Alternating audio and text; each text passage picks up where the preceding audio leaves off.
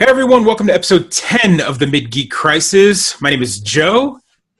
Pedro.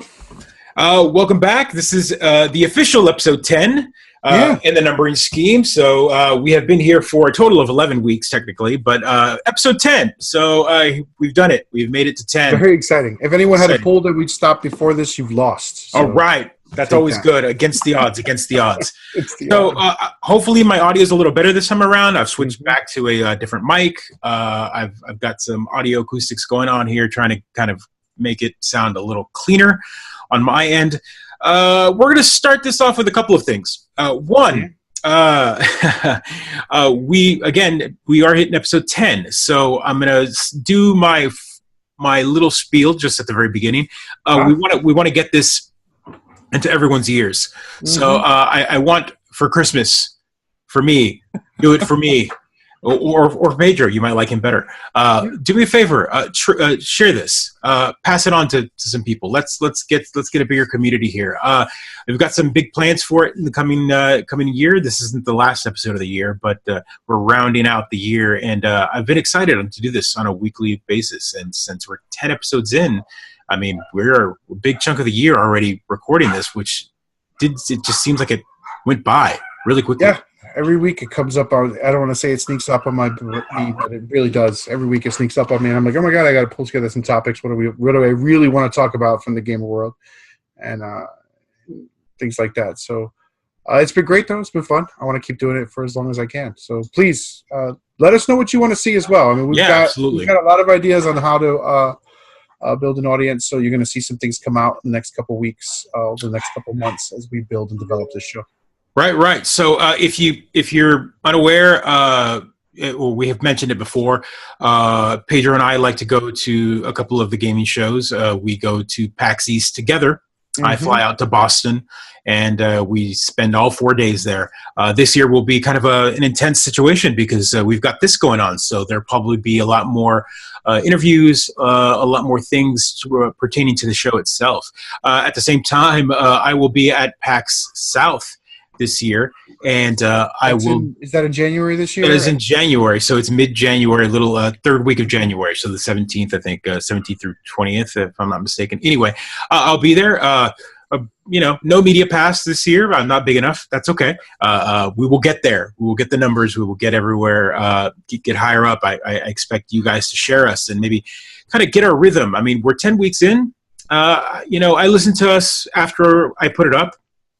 It's, I listen to the podcast version and sometimes I watch the video, and I'm trying to get better at my speaking, trying to get better at the pauses, the ums, the pauses, the fumbling. I get it. I don't speak very often. I used to be phone support type of guy. So, sitting. You don't speak very often. Let's poll the audience here. Like, do you think Joe is All right, fair enough. I speak a lot, but I tend to ramble when I speak, so I'm trying to get more precise on my... And I, of course, need to speak up some more, so I enjoy listening to Joe's voice, so I let him go on, and it's always fun that way. There will be more streaming. I've been getting the stream equipment up and running. I've got the TV running. I've got the streaming equipment all hooked up. A quick just show if anyone's watching this. Camera 2. Camera 2 kicks on now. And hi, how you doing? There'll be multiple angles, different mics. We've got one mic here. We've got another mic over here that you can't see. But back and forth now. It's getting fancier on my end. Not so much on Pedro's, but that's okay. We'll get there. We'll get there. Well, Joe's phase 1 and Pedro's phase 2, right? So that's right. But yes, so again, big things are coming. We're pushing. They're pushing on this end. As entrepreneurship as this can be, I don't see it as a business, but I do see it as something that I would like a bigger audience to talk to. Again, it'd be more fun if folks talk to us more often than just the two of us, though we do love talking about this stuff. Right. So that's it for me on this side. I don't want to push it. You guys are like, oh God, dude, like it, subscribe. That's, what, just share us. Just say, hey, I see these two guys talking. Maybe you'd like to listen to them. To be fair, everyone we listen to, all the podcasts and shows we listen to, and eventually we should share those, do in fact do the same thing we're doing, right? So please, thank you for sharing and liking us. Please keep doing that. Appreciate it. All right. So we're going to start off with some basic news here, and I think we've got recap bit of news regarding the Game Awards. Just a little update, right? So I think last week we talked about the Game Awards and sort of the interesting aspects of its audience. You know, they're streaming across multiple platforms. They don't have a TV slot, for example. I felt that the Game Awards was underrepresented in the main media's outlets, if you want to talk about that.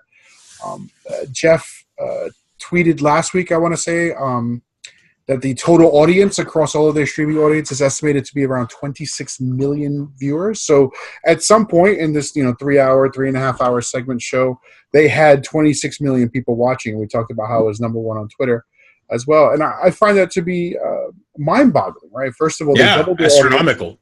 Yeah, they doubled their audience from year 4, which is insanely amazing. A lot of that might be because streaming services are more evolved and better and easier to support and stream on. I also think that, folks like us are just watching it now, right? We didn't watch it before. We're more used to using Twitch as a way to watch quote-unquote TV shows like the Game Awards. Right. And one thing that I think Jeff can put a little feather in his hat is it's almost the same audience as the Oscars last year, right? Yeah. But think about the sort of transition that's happening in our world, and I think it's really undercovered, or not as well covered in most literary outfits, if you want to call it, like the Times and the New Yorker magazine and the Washington Post and all those like glorious mainstream medias. I don't think they do the same level of reviews of video games and video game culture that they should, right? So 26 million people watching, all the right age group for advertisers, all enjoying the Game Awards and wondering who's going to get Game of the Year. What they're not doing is watching the Oscars, right? 26 million people. It's the worst audience they've had.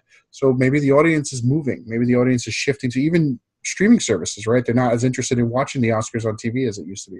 So I think it's something to watch. I think year 6 will be even bigger. I wouldn't be surprised if advertisers take note of an audience that large and either the Game Awards really sells out and people stop watching, or they evolve to learn how to leverage that audience to do even bigger things with their show. Yeah, I find it interesting that the Oscars tend to be pretty specific to the channel that they're on. Like the Oscars are like ABC. ABC owns it or has the contract with the Academy Awards to air it. But here's a show, for example, the Game Awards used to be on Spike TV. Now, Spike TV is no more. It's now the Paramount Network. So I think they didn't have a TV presence this time around. I don't think they were on a channel. Like the Game Awards were on Spike TV. Spike TV wasn't around.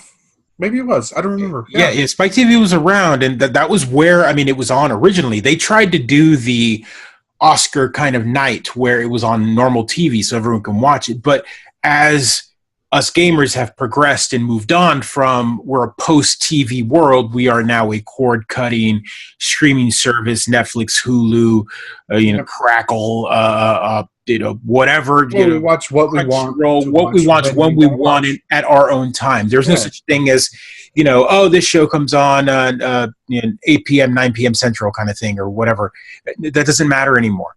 A time frame is irrelevant. We watch TV on our own time, and so and our own platform, right? It's not like me watching the Game Awards is going to stop my wife from watching her TV show or prevent someone from playing video games on the same television, right? So it's I'm watching it on my phone while at a bar. Like it doesn't matter how. It doesn't matter. But that's the interesting part is like the Academy Awards are by themselves only on ABC, and this was now where they used to be on Spike and only on Spike and maybe on YouTube or one of the streaming platforms. But now they decided to go all around, to all of them. And so it was on Mixer, Twitch, YouTube, you name it. It was on like 4 or 5 different streaming, international. I think they had a Twitter link. They had, all of these specific links going directly. And because of that, it was almost like a State of the Union for gamers in a way, like when that's a good way to put it.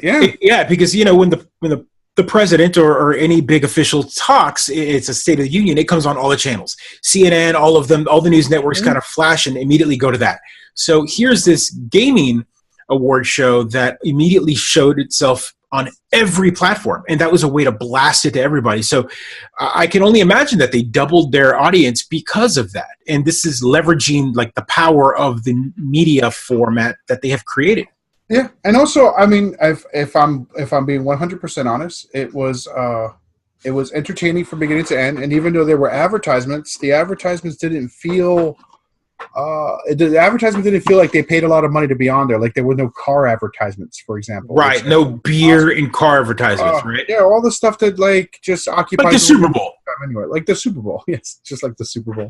So I didn't want to make that straight comparison, as the Super Bowl has many more viewers, right? It does.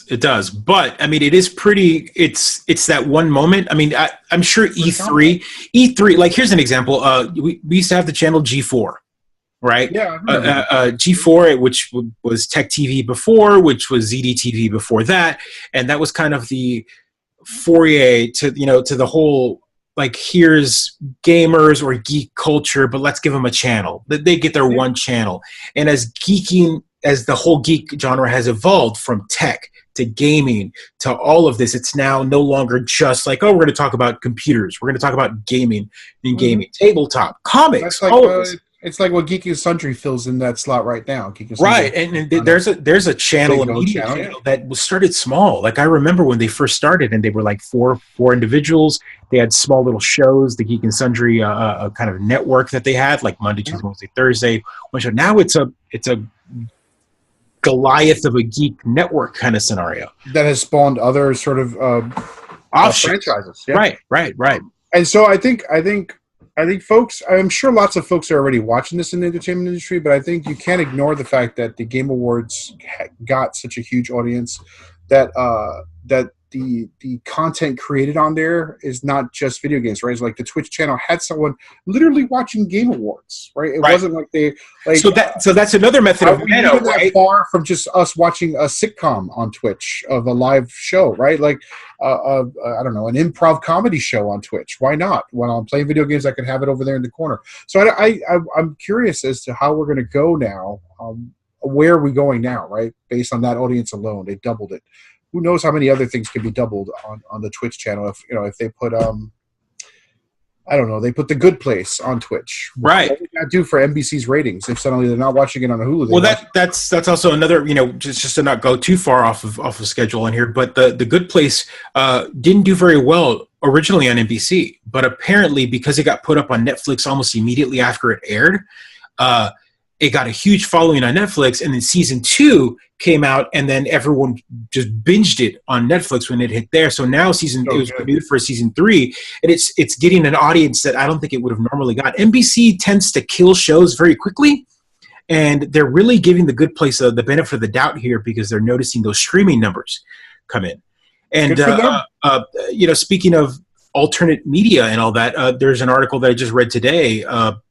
I'm not gonna. I'll try to find it. I'm very bad at trying to put on the notes, but there's an article about how to get good at specific hobbies through Twitch. Twitch is not just game streaming. I'm sure everyone that watches this knows, but they have like a lifestyle section as well. So people can go on there and paint. They go on there and talk about creative writing. Some of the folks I follow when it comes to hobby stuff have their own Twitch channel where they spend an hour just doing stuff in their Twitch channel. Yeah, they'll put a camera right up. Like they'll put a mini and they'll sit there and right. Yeah, right. Used to grow up. So there was a weightlifting camera. Get your show on. Yeah, there was a weightlifting one. Guy had 2 multi cameras.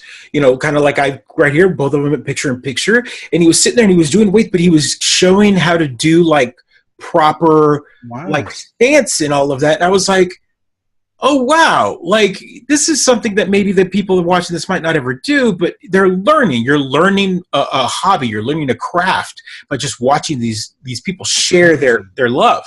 So, yeah, absolutely. So, maybe one day. That all said, tune in for my YouTube channel where I learn how to repair things around my house by watching YouTube channels telling me how to repair things around my house. Right. So again, all the multiple forms. So the Game Awards was on Mixer and all those, but then we're not even, I don't know if they were even able to take into effect or into all of it, as a whole, the amount of reaction people that had then mirrored the gaming awards and then put their own camera. So kind of like I did on YouTube. other than I didn't have the awards actually playing because I didn't have a sophisticated setup yet. But I could have at some point opened up YouTube, captured it, put it on my stream, and then put myself, and then people were watching the stream over my shoulder. They were basically watching, they were at my house. I invited them over to my house to watch the show. And so those numbers don't count, but there were thousands of people doing that. Thousands of different streamers were doing reaction videos, and they were doing it by actually streaming the stream. Right, so they created content on top of the content, Yeah, so, just a whole meta, ordeal. It's a I think we got to keep watching this for now. I think the Game Awards might spawn something around it. I mean, you don't double your audience and not do something with it. So I wonder what Jeff's going to do over the next year, right? You don't double your audience and sit on your butt. God, you go and you figure out how to take advantage of that as quickly as possible. So I'd expect more from him next year. I do. So do I. And that comes into the fact that here's a game show like E3 next year that's usually the big deal that doesn't have a media presence anymore as much as something like this, or maybe it will. Who knows? But you had companies like Sony announce that they're not going to be there. That they're not showing up to E3 this year. So they said that they were going to focus on other things, which is interesting because that's one of the big three, not showing up to the trade show that kind of made the trade show. But here you have them announcing 4 or 5 different major games announced in December at the Game Awards. So are the Game Awards big enough now with double the audience that we might now see the Game Awards become kind of one of the new E3? Launch platforms, sure. Yeah. I mean, it already is. Yeah, I mean, how many, like every other commercial was like world premiere. The one thing I hope is that they don't decide that they're going to be a 6-hour award show instead of a 3-hour. It was already three plus. I streamed for 3 hours, and when I cut off, the last award came on. So it was like 3 hours and 20 minutes. You reached your limit right before. It was kind of funny that like you were like good night, and I'm like, oh dude, it's God of War. Like oh god, there it is. So again, like it's just I don't know. I find that sort of numbers and the impact of gamer culture via their numbers to be great. I think I'm looking forward to like the red carpet show for the Game Awards, maybe a blue carpet show where folks are standing out there interviewing the devs as they walk into the award show. I wouldn't be surprised if that happens next year with 26 million viewers. Oh, what are you wearing? And the guy's going to be like, "Oh, I bought this at TJ Maxx this morning." Right? It's just God bless. You know what? I'm not exactly dressed all dapper. I tease because I'm part of you. But I get like you see the awkward hand moment. Yeah.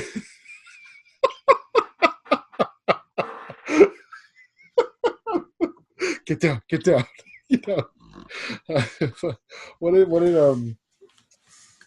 Some of those outfits definitely need to be critiqued. Or at least asked boy, yeah. Well, I mean, we're not social creatures. We're social media creatures, but we're not in camera. In-person creatures. We should be. If we should. Think about that. Like, I'm not in front of 26 million people. I would dress way better if my video was in front of 26 million. I might even like comb my hair.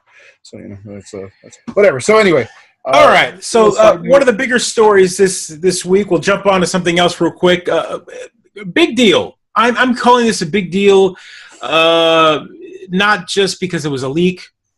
There was another big leak earlier that we didn't touch upon for other reasons, but Kingdom Hearts 3 leaked 6 weeks early.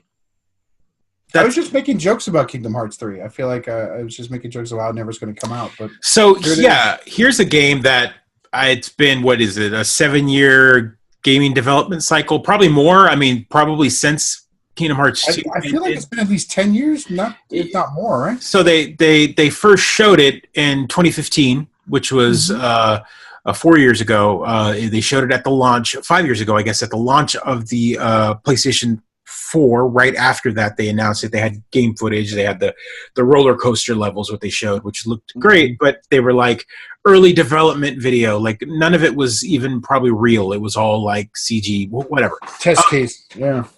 But here you've got a game that's finally coming out. I mean, Kingdom Hearts 2 came out on PlayStation 2. So we didn't get anything on 3. Yeah, that's right. So PlayStation 2 really had the Kingdom game Hearts was 1 and 2, a plus whole generation. all of the offshoots. We had, Dream Drop Distance on 3DS. We had a Lite. We had a DS Lite game. We had a PSP game. We had all of these offshoots that have told the story, and they've all been remastered and re-released multiple times. Mega mixes and complete mixes and all that. They drained that well. They drained that well. I mean, just killed it. So it leaked. It's out. It's out in the open 6 weeks early. Developer has released, the director, Tetsuya Nomura. For our folks that aren't aware of the game industry, right? The game leaks, I don't want to say happen all the time, but they do happen, right? So they do. Studio release, a leak on the web. It's usually about a week early. Yeah, about a week early. Smash Brothers Ultimate leaked. It leaked 2 weeks early. Yeah. And that was kind of a big deal. It's like, oh my God, 2 weeks. I mean, that's half a month. Here's a game that literally leaked a month and a half early. I mean, this game doesn't come out until January 29th, and here we are. What is it, the 17th as we're filming this? And it leaked actually Friday. Like, it leaked the 14th, give or take, is when it came out. So on Saturday, the 15th, this is the message got put out by the director saying, we're aware that a small portion of the Kingdom Hearts 3 has been circulating online before its official release. We are also aware as to how this has happened. So they are aware how it happened. Probably a review key or something got put out, and then boom.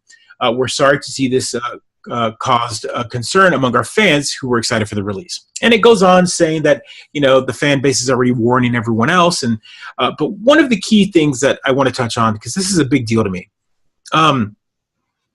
the game's epilogue and secret movie, which are the biggest spoilers in this game, are planned to be released at a later date just in case.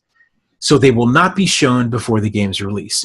Now, there's been a follow-up story to that, which basically states that the epilogue and secret movie is what they're calling it, which they call it the biggest spoiler in the game, is not on the game. AKA, you go to GameStop, Best Buy, Amazon, whatever, you buy your disc, you pop it into your game console, and you play this game without internet access, and you will not get those bits of content. So we talk about this. We touched about this, right? So now you're going. I mean, this is the new generation, man. You're not buying the game anymore. You're buying the key for it. You're buying a physical. I mean, you're buying you may as well just buy a code. Right. I mean, Steam PC players are like, what are you talking about? Of course, we've been doing this for years. Yeah, I get it. But as console gamers, I'm a PC and a console gamer. I play everything, right? But as a collector, as someone that's got shelves of games, in my game room, as someone that's got physical copies of stuff all over the place, being able to have a console from 10 years ago and pop in your game and play the game, you're done. Mm-hmm. This is now coming into play. So that's a big deal, right? So think about Kingdom Hearts 3. If I was to buy it in 20 years from a vintage game shop, it might not work, or it might not have an ending because I can't download it anymore. Or you're going to have to buy a specific editions, because you and I both know that they're going to, just like every game that sells enough gets a Game of the Year edition, gets a complete edition. I mean, Kingdom Hearts had the original version had an international mix, as they called it, and that one had like that was back in PlayStation 2 days when there was no DLC. There was just kind of a way to either the patch version that came out in the UK got re-released in the US with the extra content or the fixes that they had done. It was a way for them to get different revisions of the game. Game of the Year edition, Greatest Hits edition, all those editions ended up getting little tweaks. It wasn't the same code as what originally launched. Right. But that means that your original pressing of the game will be technically worthless after you get it. You won't be able to actually pop that game into your aging console. And again, this is coming from a world where everything gets remastered. When the PlayStation 7 comes out, we're going to get a remaster of Kingdom Hearts 4. Yeah, they'll sell us like a DVD 6, and it'll just have all the games for all of them. I mean, it'll all be connected fiber with our fast internet of the future, right? Just plug it in, and there you go. Your experience. It's interesting to me, though, that these games, again, they're just a formality now. Like, these original launch games are just a formality. Everything has a day one patch. Everything. So I'm wondering, and it's crazy to me. It's crazy. I mean, like, just from a project management perspective, right? Just from a business perspective, it's crazy to me that they would send out a cake that's not done, right? Right. It's sort of like, imagine a baker being like, "Oh, that's almost done, but I'll go to your house and frost it later." Like, it's such a weird. It is. It's a weird concept that they're going to release something that they know for a fact it's not done. It's missing something that maybe they're still working on, right? Because game developers now do use up those 12, 14 weeks between when they're pressing CDs, when they're pressing DVDs to when they're launching. Right. So the term GM or Gold Master or has gone gold has been heard many times in the gaming media. It means nothing now. Now it means nothing, but before it did, it meant like, here's the version that's being sent to the presses, and it might improve upon it, but it's a complete product. It's a complete product up to our standards as a completed product. Now, when these developers say they've gone gold, that just means that they've pulled the rug under the developers and the public. We've sent it out. The publishers are like, they ran out of time. This is what we're sending. Done. You know, put it out. So this is like a movie set, like a Blu-ray set. We went out and they bought. They're like, "Oh, don't worry, fans. The director's commentary and subtitles won't be out until you put your disc in there." Like, can you imagine? No. Could you imagine this? Could you imagine you watching Avengers and at the theater, and like half of the movie's like, "Oh, Hulk smash," and then like at one point it's just a mocap guy, and then they're like, "Oh, we weren't done with that, but you know, when you get it on Blu-ray, you'll get that complete. You'll get the DLC there. You'll get the DLC there." I mean, like, or give us a week in the theater, and a week later you'll get that final movie downloaded. It's a weird business model, man, and they can get away with it, and you know, everyone will still be there. Look, I get this for games like Fortnite. I get this for games like any shooter or online, an MMORPG where it's constantly online. The content is coming. It's trickling. It's a fountain of content that's coming in. These developers are, but this is a story-driven game. Like, this is a game like people have been waiting 10 years, and you're going to basically hold back this movie off of the disc. Now, again, this is all speculation. Maybe this is just maybe these discs have a time lock on them. Maybe we don't know that. They're just saying that it's not, but maybe the content is on the disc. And they're sending out the key. Well, not even just the key. Maybe if their clock is set to a specific date, eventually that content just works. So maybe I'm speaking out of my ass at this point, and the content is on the disc, and it'll always. It's a fine conspiracy theory. I like it. That's good. It's something, but just for them to say that, you know, it just means that the copy that's been leaked out right now, the complete copy, and from other news sources that I've read, they say that it's a retail copy, that it's there was a leak where it's like a retail box got put out and it's out there. So that means it's an actual disc but they're literally saying, by the way, those aren't on there. They release at a later date. So you're free from spoilers, which before our show, Joe triggered me when we talked about spoilers, because it's something that I really get very upset about when people feel like they're entitled to having all information blocked from them by other people, right? It's really drives me crazy.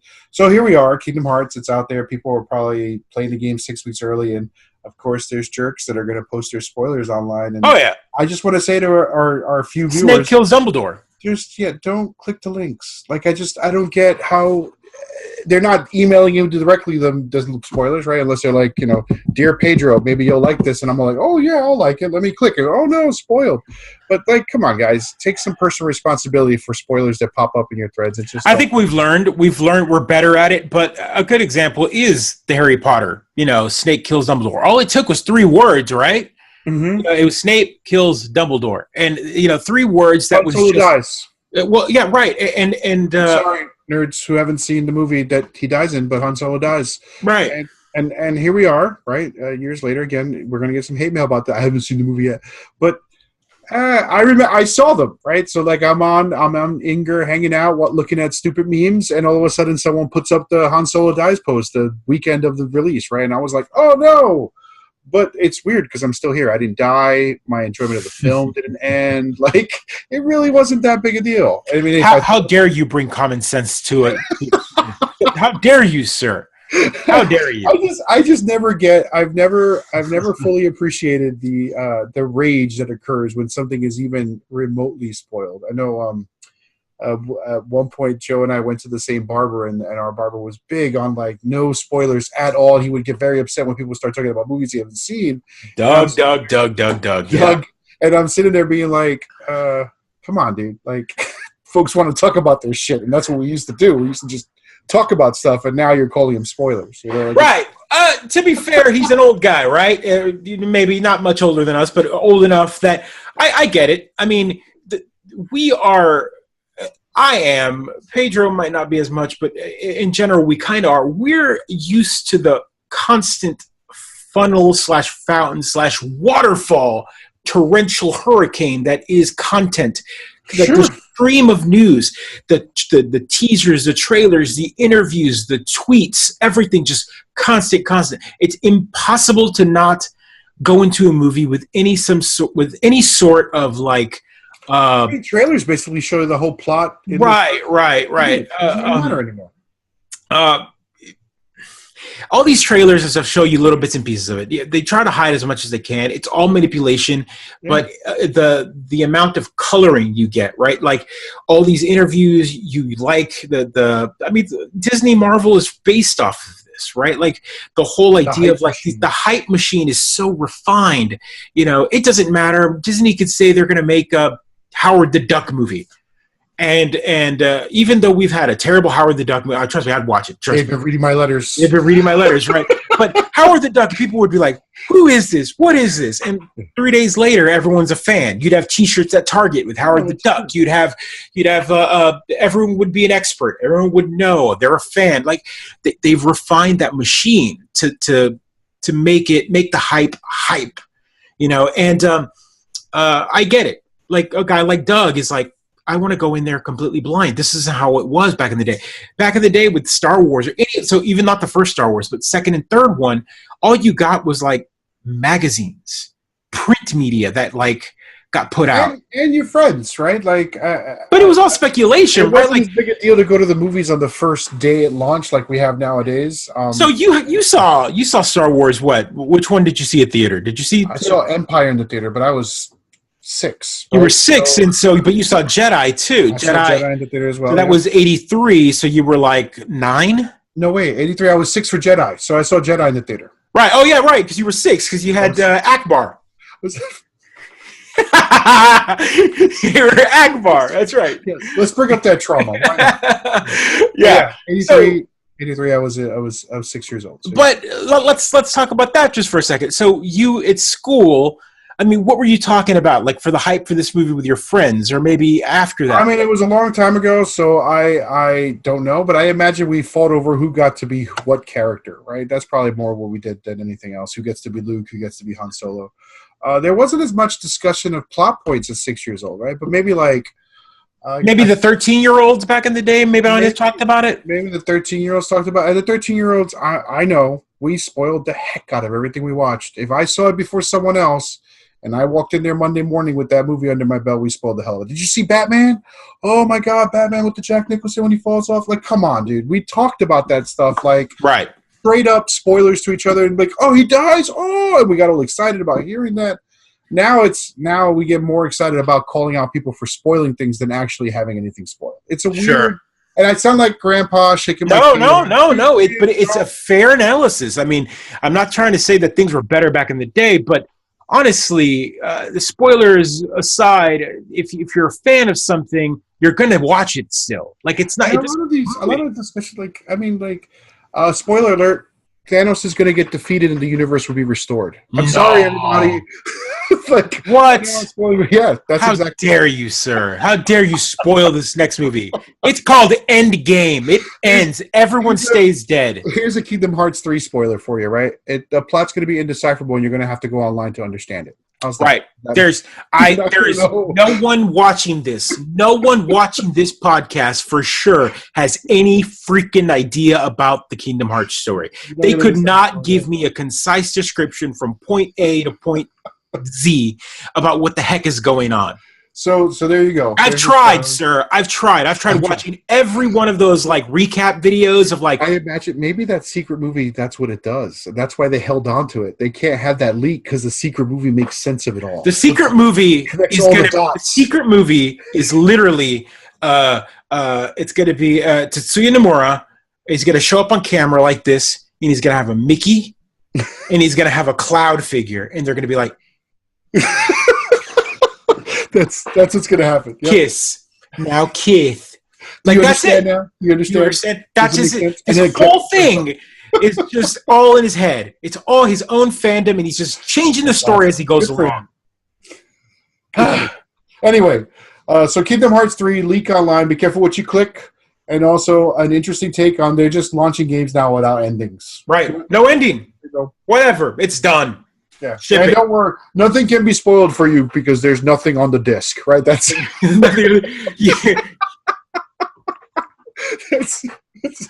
You pop it in. It's just Kingdom Hearts 3. Kingdom Hearts 3. Push download. Yeah, that's what it is. I mean, it's all the art, probably all the art's on the disc, right? Oh yeah, absolutely. It's just pictures of you of the same thing over and over. Oh God, yeah. Oh, what a world! It's amazing. So what else we got? Oh, other leaks, right? We have other. Well, right. So this is more of how the leak machine happens, right? So another big story. Back to the Fortnite. I gotta put an air horn. Doo, doo, doo, doo, doo, every time I speak to it. Every time. I'll pull it off. 0 days since we've talked about 0 days. Fortnite, one of the biggest websites on the internet regarding Fortnite. What is it? FNBR, which is Fortnite Battle Royale Leaks, has been taken down. This is voluntarily. They took it down themselves. Yeah, FNBR Leaks is shut down social media feeds after being contacted by Epic Games. The site proprietor Preston, quote unquote, that's actually goes by, announced the closure via a Twitlonger post earlier today due to the request of an Epic Games attorney who I'm not going to disclose. My Twitter, Discord, YouTube, Instagram, and GitHub must be deleted or else they will take action. Yeah. The settlement reads, thank you for all the support and followers of my 7-month span of the FNBR Leaks Twitter. Sadly, everything comes to an end. So this is a kid. This comes to us via Kotaku. Sorry, I like to cite my sources. No, go for it. Now I was going to. This is actually his tweet though, directly from Twitlonger. But he is. He had 243,000 followers on Twitter, so 250,000. This guy is infamous. He has been known to, every time a new patch would come out, he would go into the code. Mine the hell out of it. He would data mine every time. Every Tuesday that was a patch, he would go in and data mine it, and he'd pull out skins of every upcoming weapon. There was nothing that was unleakable. Everything that was coming out, any costume, anything. So it's interesting that it's called a leak, right? Because it's not. It's just a data. It's mine. Not. It's just a data mine because it's all the stuff you've already downloaded. It's going to be trickled out. A leak is like me talking about my game that's developing in secret to you, and then you talk about it to someone else. That's a leak. But right. This is some guy taking data that's on his computer, digging it out, and posting some pictures of it. So Epic Games, and I'm reading verbatim here. Epic Games states that the leaks were not a major issue at play. The owner of this account, promoted it, and it advertised the sale of game modification tools, which violate our terms of service. And this is not directly related to data mining or leaking. So that's what the spokesman at Epic Games said to a statement to Kotaku.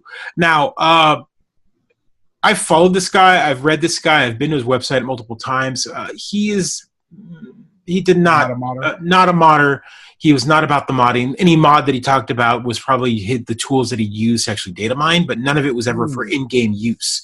So they're definitely pulling a loophole to kind of do this, to protect their own IP, which, it's their IP. They're going to protect it in any way, shape, or form. They want to control the flow of information out to the internet. This isn't going to stop anyone else from doing it. Interesting. But you're right. So this is, again, more manipulation of your own game release, right? Like, here's a game that constantly has a trickle of content. coming out. But the only way they can really support that, like, there's no way that you can download a patch daily. So what they do is they release these patches in clumps every other day. They drop a shit ton of art. A ton of stuff gets downloaded, a couple stuff gets deleted, etc. And then all of a sudden, boom, you've got new content 4 or 5 days later because you downloaded it 4 days ago. Yep. So that's the only way they can do it. But that stuff sits on your computer, and they want to control that release, that secrecy. Here's a guy that just went into the game that he downloaded and started reading it. So I'm sure there's a terms of service. There's a EULA. Every time you sign on that says you won't go in and mess with our files. They belong to us. They don't belong to you. It's a free game. You didn't pay any of this, blah, blah, blah. I need an old man cave to shake. Yeah, brimstone and lightning and thunder and the gods of Zeus, and everything will come out and, tear you a new one. I get it.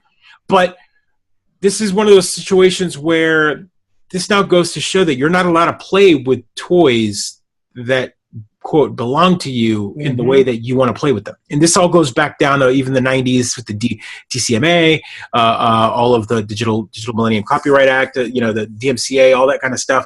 You're not allowed to you buy this, and this always shows up, but you buy this, you're technically not allowed to go in there and mess with it. You're only allowed to play with it in the way that we say you can prove. Yeah.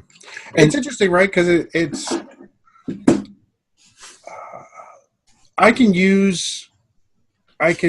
create player content. I can create my own content playing Battle Royale. I can put it online on Twitch. I can get money from advertisers. I can even be sponsored with my Fortnite Battle Royale content. Right. So let's say you made mazes or something with buildings, or you built big castles, in beautiful works of art in the creative mode, and get a following on Twitch, and no problem. Right?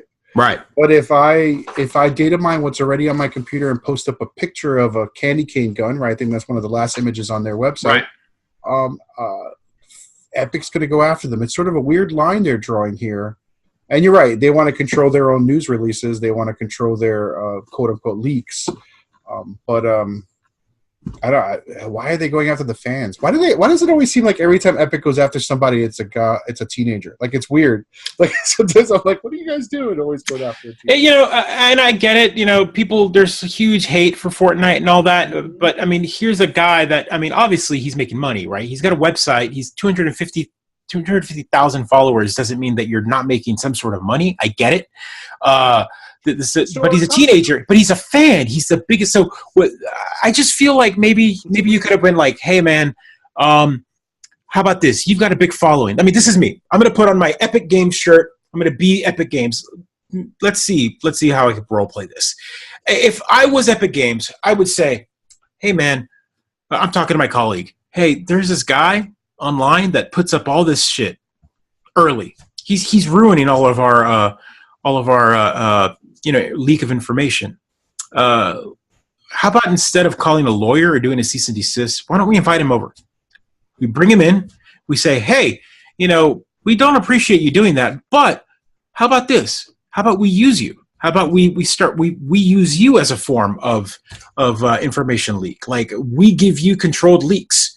We give you, I don't know. I just feel like I get it. No, I like the idea. I just feel like maybe that would feel like a sellout in a way, but I just feel like there could have been. Website will still leak faster, right? So even right, maybe there's a way to control FNDR missed this gun, right? They missed this in their mind, and that's how I would advertise if I was competing for views as well. Right. I don't know. There could have been a better way to not reprimand someone that's obviously such a super fan that was willing to spend his time going through your code. He's literally code diving into your information just for the fun of it. I think creators of this kind of content, so Epic Games, they've been struggling with this forever, right? So like, look at I'm gonna go maybe not old school, but a different hobby, right? Games Workshop, Warhammer 40K, and their Warhammer games. They're renowned for their sort of legion of lawyers who will come down on you hard if you're not the right kind of fan presenting their stuff, right? So like, they're very adamant about how their Space Marines show up on the screen and how their I don't even want to use their trademark terms. I'm so afraid of them bringing the hammer, right? So Games Workshop does that as well, right? And if you have a blog that does Games Workshop, you have to present their works in a very different, very specific kind of way. You can't present it any other way, even though, let's be honest, I bought a piece of plastic. I painted that piece of plastic. I took a picture of that piece of plastic and I put it on screen, right? So Games Workshop will come after you if you present that piece of plastic in the wrong way, right? So, really? Oh yeah, like you can't. This might not be true anymore. I've dropped out of the hobby because of this sort of stringent stuff. But I don't think you can show Games Workshop products being used in other games. So even though it's your miniatures, you couldn't, like, for example, say, "Hey, I designed a Space Marine romance game or a Space Marine Kingdom Hearts crossover," right? And you've got Mickey Mouse and a Space Marine next to each other, and you put it up on the screen. Here's my game. You couldn't do that, even though you own the miniatures, you painted the miniatures, you built the miniatures. It's their intellectual property, and they don't want it, meshed in. So things like that. Games Workshop's pretty strict about that. So I think all these companies have always struggled with how their IP is out in the wild because, again, our IP laws are weird, right? I think if you don't protect it, then you lose it, right? So who knows? I know Epic has done a bunch of weird things where, I've got a little app that tells me where all the quests are and Save the World. They had to lose all their art assets. So now. Little things like that Epic wants to protect. So I mean that happened with games like even as silly as Pokemon Go. Yeah. Game Freaks and Niantic came down hard on people that were creating extra tools that would help them. And while some of them were considered cheating, some of them used assets from the game, and they were like, you can't use the assets. And so, can't be a fan. And Games Workshop was big on their assets. Yep. Hell, I mean, Games Workshop wouldn't even let stores ever to do web sales, right? Games Workshop it's a special case. We should talk about that one day and how some game companies like Games Workshop, which dominates the model industry, right? And they have beautiful, beautiful models. Does a weird thing with their fans and how they moderate their fans and fan behaviors online. Yeah, I won't touch their stuff with the 10-foot pole. And it's not because I don't like it. I think it's beautiful, but I've heard you're not the first I've mentioned that. The only thing I'll ever touch is maybe their video games. Just because you could play their game and be done with it, and then that's it. But the investment isn't as deep as I miss it sometimes. But again, like I miss it like I assume an addict misses their addiction. Like it's sometimes I look at the pictures of the new models and I'm like, oh my God, that Space Marine looks amazing. And I want it in my hands. I want to build it. I want to paint it. I want to put it on the table and smash my enemies. But it's too expensive a hobby relative to the other hobby. I say that owning thousands of dollars of Dwarven Forge. So I just took that money and put it into a different thing. Right. No, that's fair though. But I mean, but you can do. But see, here's time investment. I think. Well, no, but let's flip that, right? So Dwarven Forge is a company that's like, here's our stuff. Play with it however you want. Yeah.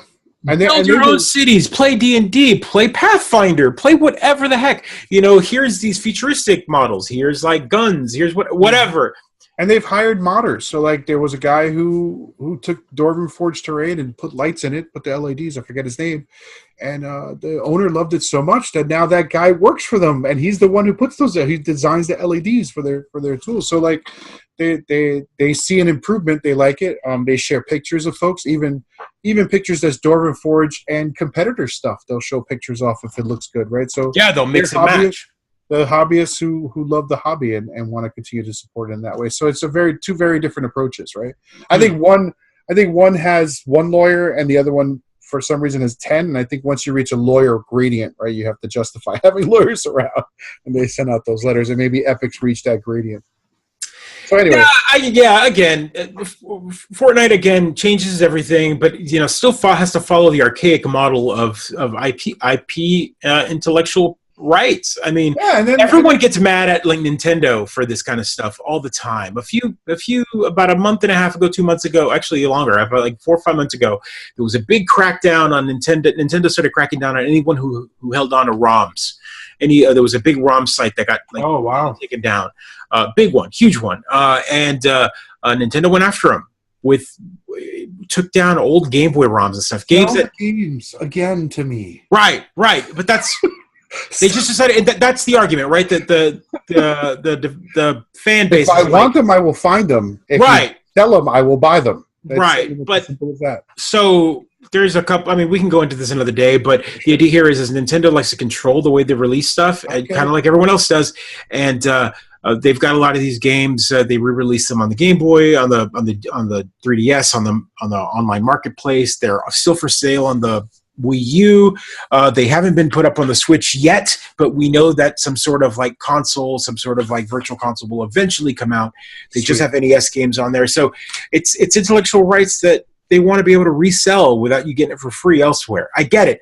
It's their stuff. They should be able to do it, but move faster.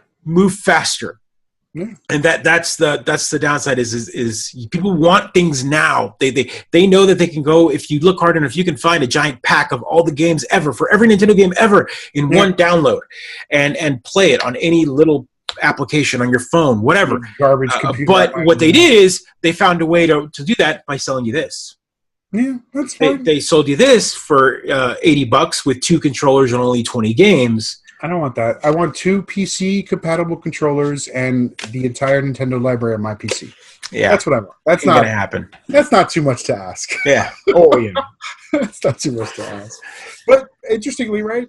Companies that are so strong about protecting their IP might steal a dance from somebody, right? Talk about. So this is interesting. I've heard multiple things about this, and I have to read up to be able to be better informed. But from my understanding, you cannot copyright a dance. You cannot copyright a public domain, like not even a public domain dance, but a publicly performed dance can be reproduced by anybody. It's like I think, for example, Michael Jackson, I don't think held a copyright on the moonwalk. Other people could do the moonwalk. He might have named it the moonwalk, and so the word the moonwalk might have been copyrighted. Like he had a video game called Moonwalker. You know, he had a whole movie based off that. Like, but the idea here is the moonwalk itself, the dance, the physical act of doing the dance. Michael Jackson could not come after you for doing the dance. Case in point, we've got a story of what is it? Alfonso? What is it? Ribeiro, I think his name is. Carlton. On Fresh Prince today, the news hit that he is suing Epic Games. He lorded up and went after is going after Epic Games. So twofold. One, it's a dance. Everyone does it. Everyone does the it's not unusual. Yeah, right. But Carlton did that dance on the show, but it was also done originally by Courtney Cox. Courtney Cox did the dance in this Bruce Springsteen episode and the Bruce Springsteen video for what is it? Okay. Hey, Courtney Cox is. So Alfonso did a dance that Courtney Cox did in a video, and everyone just remembers it as Alfonso's dance. Right. Courtney Cox's first appearance on anything she was a fan at a Bruce Springsteen concert, and Bruce Springsteen pulled her up on stage and made her dance, and she did the Carlton dance on stage, and that was popularity. And then eventually she became my friends, and I was like, "Hey, weren't you in that video?" It's like, "Yes, I was on that Bruce Springsteen video. I was actually a fan." Yeah, that was her first appearance to the world. So she did this dance. Was this like a viral video before viral videos? Or it was a music video that was on like VH1 and MTV. So she was an actress playing a fan who was pulled up on stage. No. She was actually a fan, and it was a live recording, kind of like they used to do. Remember, kids? Music videos used to be filmed not just like all scripted, but occasionally they'd do a music video where they would film a concert and like do a cut. What? Yes. And so that she was a fan that got pulled up on stage, and she did the dance. So again, not to tangent, but that's a dance that she did that then Carlton redid. While he says that he made it up on his own, it's totally made famous. It's made famous. It's made famous by him. So now Epic is famous for their emotes, their dances, and they're made famous because they take dances that are popular through pop culture and they stick them in there. I mean, they're practically motion capturing them. I mean, if you watch any video online when it comes down to comparison videos, they'll put comparison videos. I mean, the default dance, the default emote that you do is the Turk. dance from Oh, yeah. Scrubs, from the Poison right. episode. It's, I mean, exactly to the point, to the, you know, the default dance is that motion captured, and he's actually he's bitter about it. I saw an interview about him. So he was on stage or someone, and they said, do the Poison dance, and they're like, I won't do that again. Blame Fortnite. Oh. Like, I'm still waiting for my check, is what he said, because he made that dance. Now, that's one where he actually did the dance himself. He came up with all the moves and the combination, Moves, yeah. and he's not getting paid for it. So this is kind of a double-edged sword here, where dancing cannot be copyrighted. They didn't name it the Turk. They gave it a completely different name. The name that for the dance for the Carlton has nothing to do with Carlton. They don't even name it Fresh Prince or Carlton. It's got a completely different name. But yeah, it's there we go. We've got a dance that he's done. The one that he did to Tom Jones is now exactly motion captured. Yeah. So it's I guess there's like ethics, and then there's law, right? So I understand Right. It can't be copyrighted, but at the same time, like, should you? And this happens. I mean, I don't want to make this into a political thing, but it happens a lot to minority communities and their specific dances and their looks and their feels and their sort of Right. I mean, cultural appropriation, Yeah. taking dances made by certain cultures and repackaging them. Right? So, So I mean, like the Haka dance, right? The Haka dance is there. Boom, repackage and then sell that, even though no one's profiting off of that from right, and it's more difficult there when it's something that might be religious, might be spiritual, might have some sort of meaning, and all of a sudden you just throw it into a game that people are just going to make fun of, and Yeah. So like there's there. So you kind of feel bad for. So if you click on that link real quick, just you might want to do that. You can see there's an animated GIF there doing an exact comparison, and you'll see that it's a carbon copy motion capture brought into Animator, and they literally copied exactly his moves from the hip sways, everything. So it was a lazy pull. So it wasn't like they had someone in the studio doing it for them. They just. I mean, but let's be honest here. It was televised. That particular clip of him doing that dance was on ABC's Dancing with the Stars. It was a public venue. It was aired all over. I mean, he doesn't own it. It was a dance routine he did for a performance.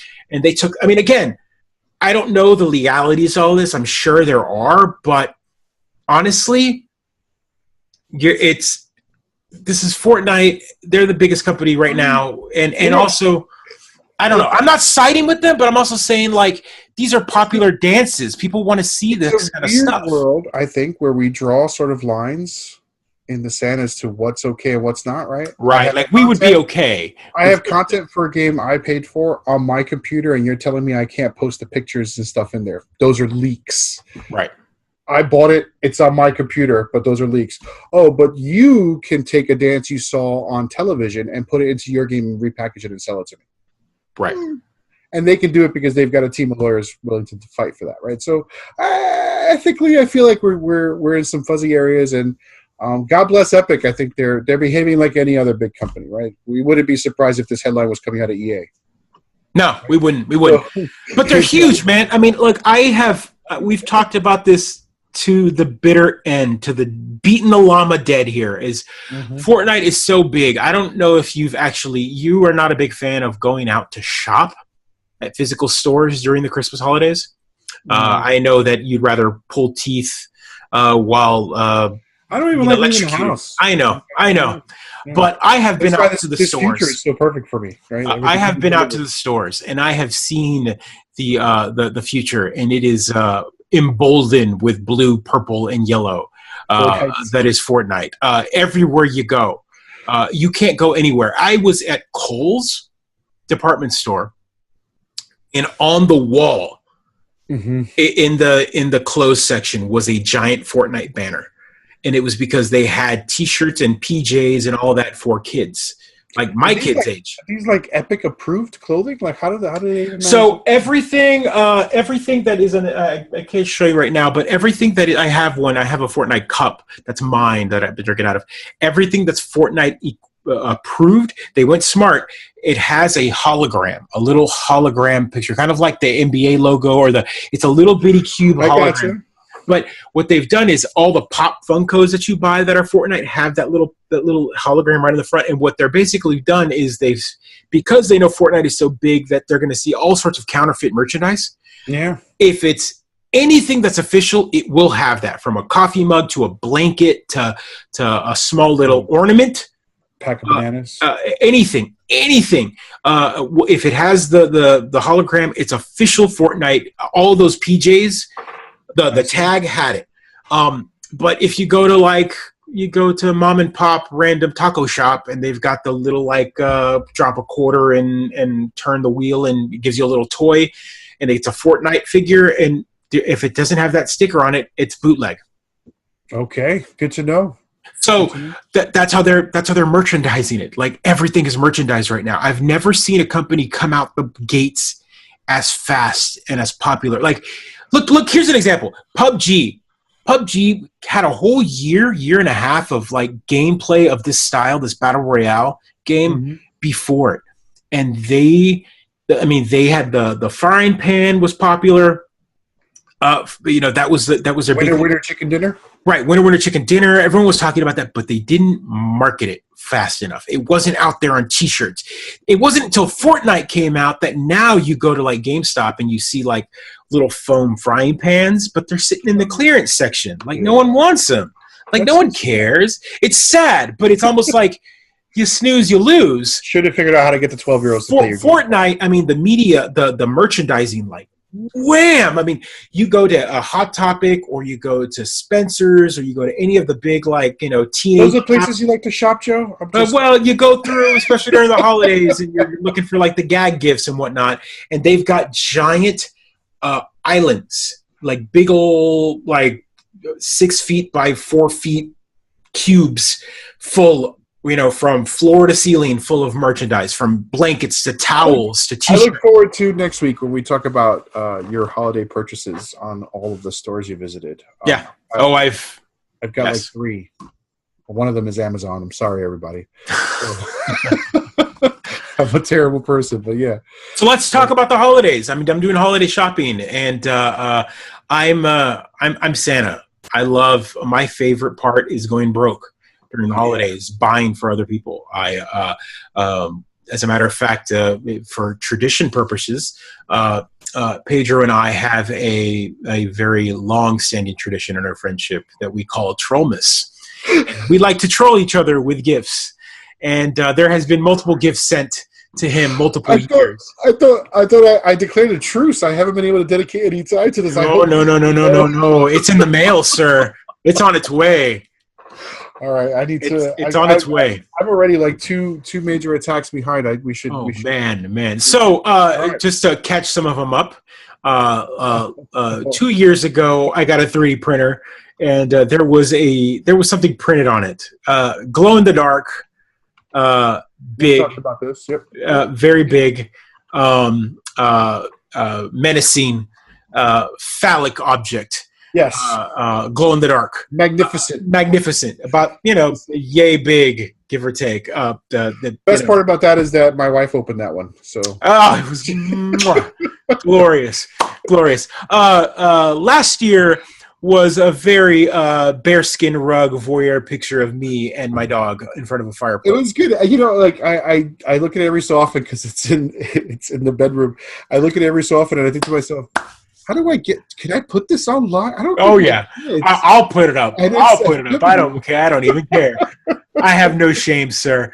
So every year, they might get mild, they might get more extreme. I felt like I peaked last year, but this year I did pretty good. I didn't even reply back. That one was so good last year. It was just like. I think it started when I gave you a giant water table for your kids to play. Oh my God.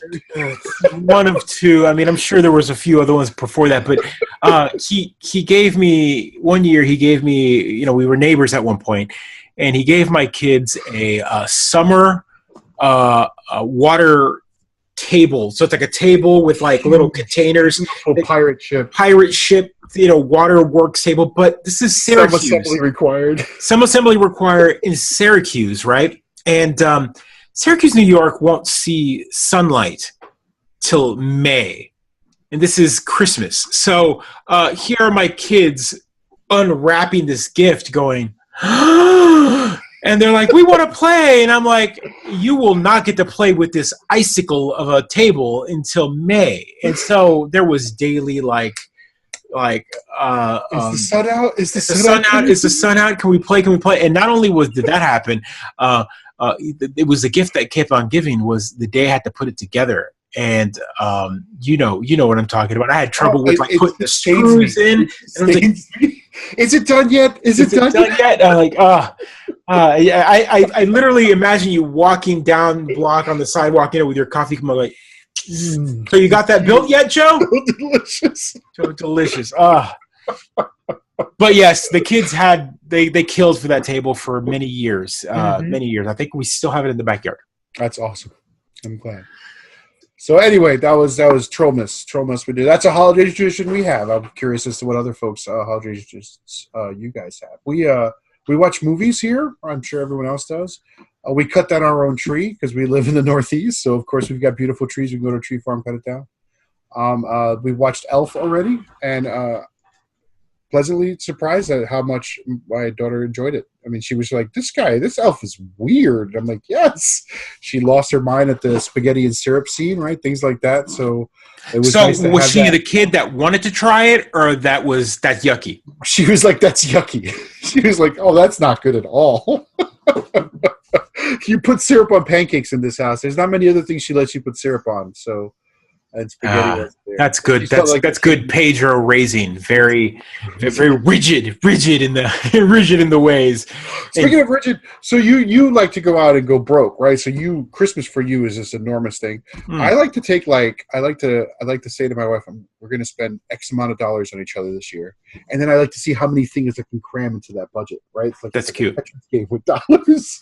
Come on, kitty cat. What's the problem? Oh, so we don't know that cat. What's that cat's name? Oh, this is Kabuki, Quantum Cat.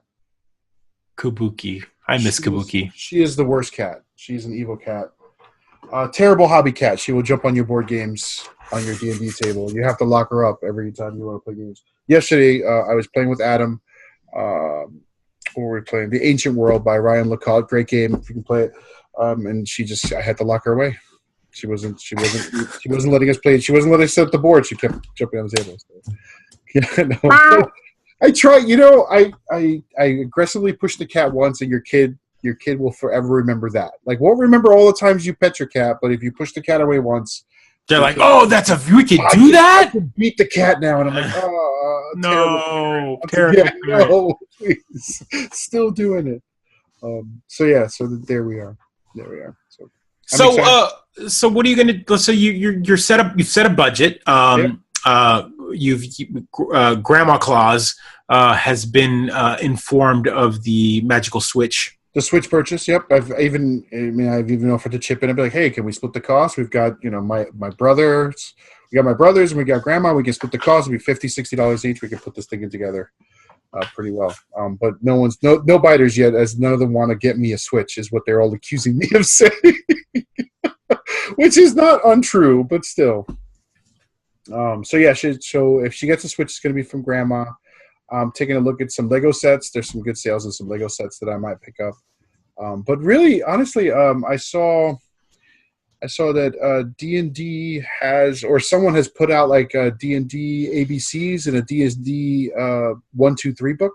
Yeah. Yes, they have. So I put that on the list to pick up. There's a Rosie. I don't know if you're familiar with Rosie the Riveter storybooks. It's like Rosie the Engineer. And it's like a little girl who learns to be an engineer. She builds some crazy stuff. Oh my God! But they just adorable. They put out a project book, right? So she's got like enormous 40 and 50 pages of projects that you could do. So I might get her that as I'm unabashedly about turning my daughter into an engineer because she's going to need to build a ship to escape this hellhole of the planet. We got to make sure she gets. But the Earth is flat, right? We've never been to the moon, and the Earth is flat. What was that idiot basketball player? Oh my God! Steph Curry. And it's the same idiot who's like, they didn't land on the moon either, right? Right. So they didn't land on the moon, which was just a short story on that.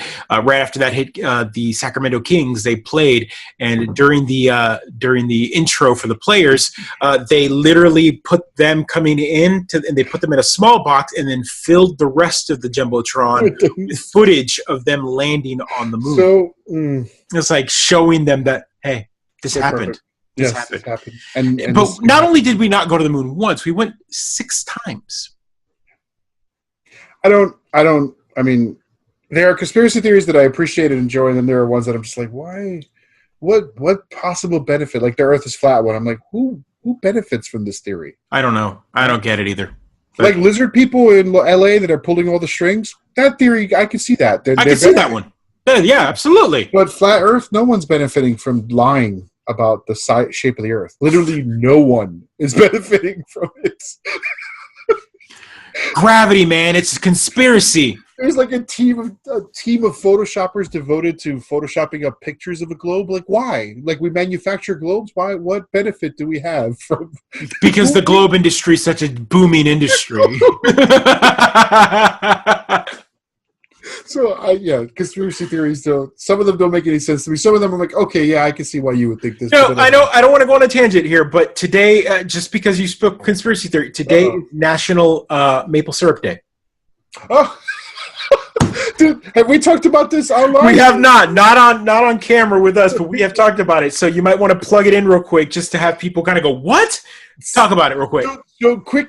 I mean, our Canadian folks up north probably know, but there is actually I'm going to say like an OPEC for syrup.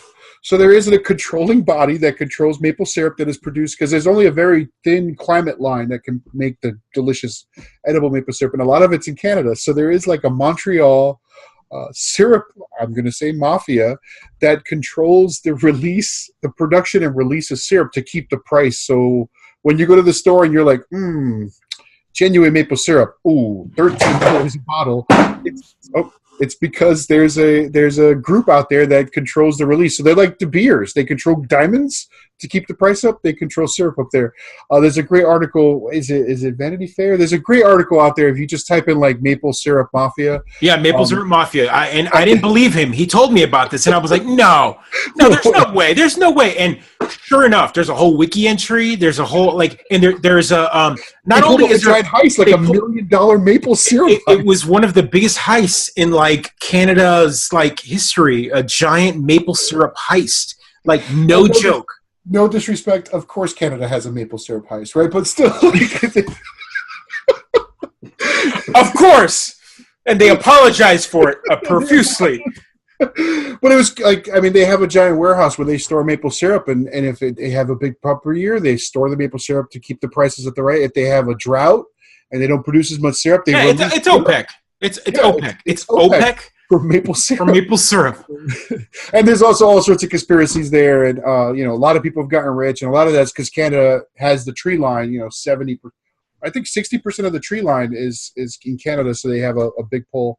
And New York State's always New York State and the Northeast are always short. Vermont and New York has like a little strip of it. And so you get American maple syrup, and, Canadians are like, and I'm sure they come down and they have like giant, like bloody wars that we don't know about.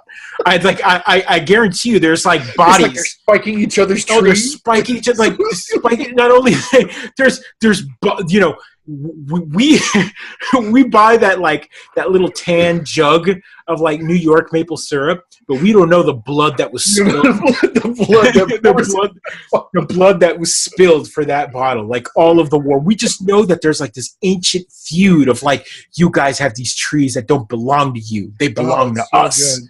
So good. So maple syrup, in case you're a fan of ridiculous heist story, because I love a good heist story, and this one's a really good one. Oh my God. I'm waiting for the Netflix documentary. I don't understand. I feel like there wasn't maybe? No. If there is, there's like a Netflix documentary on like heist or criminal stories, and one of the episodes is devoted to it. Oh, we got to find it. We got to post about it.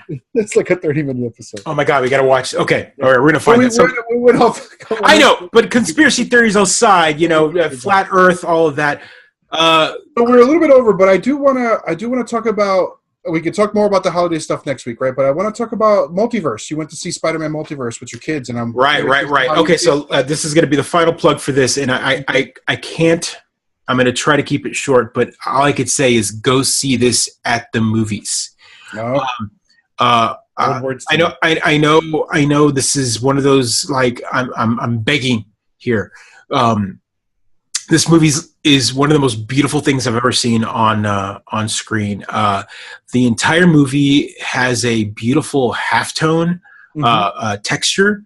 I have never seen comic books represented on film the way that this movie did. Oh, cool. The animators took a level of love that I have never seen them. We have seen comic books brought to life through Disney and the way they've done their Marvel movies, and that's all fine. But this was a love letter to comic books and comic writers. Is it? I mean, would you say it's like another level of animation evolution, right? Because there's like Batman and the Animated Series changed the way we had. Yeah. So this is all done by Sony Animation, which is already kind of like a left field to me. Like if you look at their track record, they did like the Smurfs movie, and they've done a couple other ones. Like just like these weird, like not much big, but very high quality animation. Like even that Smurfs movie, my kids love it. I've watched it. It's really beautiful animation. But this movie, when you saw the teaser that got released a year ago, and right around Christmas, there was this teaser. I was like, oh my God, like they're releasing a movie based on Miles Morales. So excited. I was exciting. If you're not familiar who he is, for all of you regular Spider-Man watchers, the quick short blurb on this is Miles Morales is a version of Spider-Man that was created for a separate universe called the Ultimate Spider-Man verse. The Ultimate Spider-Man, or the Ultimate Marvel Universe. Ultimate Spider-Man was a different Peter Parker back in that day. This version was what if Spider-Man was created now in the late 90s, early aughts is when the Ultimate Spider-Man universe was created. What if he was created right now, not the 60s, but the 90s, the late, early thousands. And we didn't get a grown-up Spider-Man. We stuck him as a teenager still. So all of those same stories that we grew up as teenage Spider-Man and all that, Spider-Man has grown up. He's in his like late 20s, early 30s. He's been married to MJ, all that kind of stuff. He's an older person, so it's hard to tell stories. So what Marvel did is they took teenage Spider-Man and kind of encapsulate him in time for the modern age. That Spider-Man told some of the best stories. It was a way to get that teenage Spider-Man back. Yep. The Ultimate Universe got really popular and then sunk because it was too edgelordy. It got too grotesque. But the best part about that universe was Spider-Man. But Marvel decided they couldn't deal with two Spider-Men running around as Peter Parker. And so they said, we're going to merge the universes, but before we do that, we're going to kill Ultimate Spider-Man, a.k.a. Peter Parker from that universe. And they did it. They killed him. And they killed him in a way that he never came back. It was a well-told story, very emotional. If you're into drama and motion in comic, it was probably one of the most beautiful told stories. Nice. That said, the Ultimate Universe needed a Spider-Man, and what they did is instead of just rehashing the same white guy story, is they told another story. They basically said that, hey, what if the company, aka Oscorp or whoever it was, that made these spiders had multiple irradiated spiders? Obviously, it was a project. Yep. Here's another spider that had different characteristics and bit another teenager. This time, he was a half black, half Latino, Puerto Rican / New York Bronx kid. Miles Morales. Enter Miles Morales. And here we are, again, a young kid, but this version of Spider-Man has already been mixed into multiple versions of Spider-Man. For example, Miles Morales was a kid with his best friend, that best friend being the same best friend that you saw in Spider-Man Homecoming. Oh.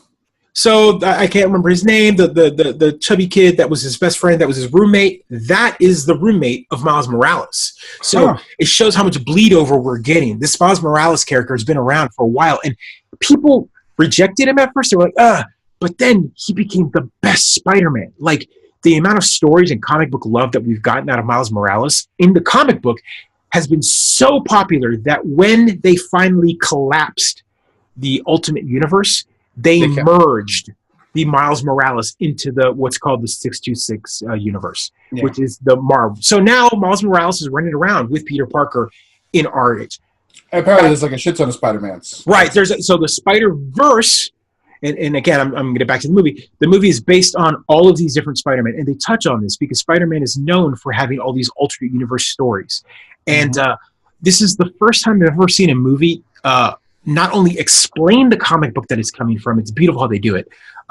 They explain every single comic book all these characters come in, but it's all based on comic book lore. It's none of it has anything to do with any media or anything you've ever seen. There's Peter Parker you see at the beginning of the movie, the Peter Parker you see later on, Spider-Ham, Gwen Stacy, aka Spider-Gwen, Spider-Man Noir, Penny Parker. All of these characters are different offshoots of Spider-Man from different universes or stories or Elseworlds in the DC, different what-if stories. And this is a movie that is just a love story to those stories. And Sony did something that was brave and bold. They took a story, they took a risk with this character and said, we're going to do a comic book-based Spider-Man movie and give it love. And I say go watch it because I have never seen a comic book.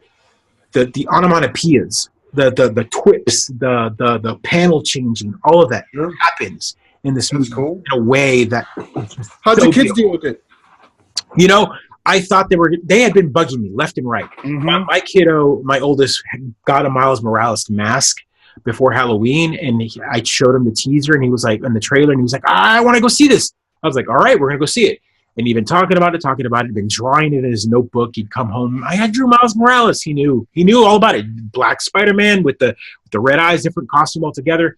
And they'd been bugging me. I surprised them. I said, I got tickets for tonight. And they were like, what? We went, and we sat down, and I didn't think they'd make it through it.